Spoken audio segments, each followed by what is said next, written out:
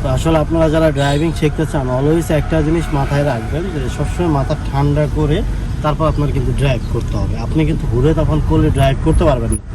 আর ড্রাইভিংয়ের ব্যাপারটা হয়েছে কি টোটালটাই আপনার মাথা দিয়ে খাটাইতে হবে। হ্যাঁ, গাড় জোরে কোনো কিছুই করা যায় না ড্রাইভিংয়ে।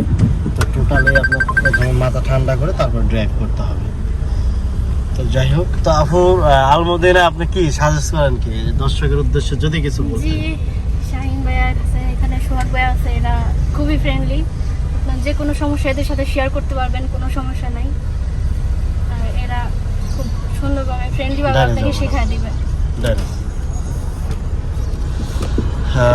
তো দর্শক, আপনারা যারা ড্রাইভিং শিখতে ইচ্ছুক অবশ্যই আমাদের সাথে যোগাযোগ করুন। আমরা ইনশাআল্লাহ আমাদের সর্বোচ্চটুক দিয়ে আমরা চাবো আপনাকে ভালো সার্ভিসটা দেওয়ার জন্য, এবং আপনি যাতে ড্রাইভিং শিখে একটা ভালো জায়গায় একটা চাকরি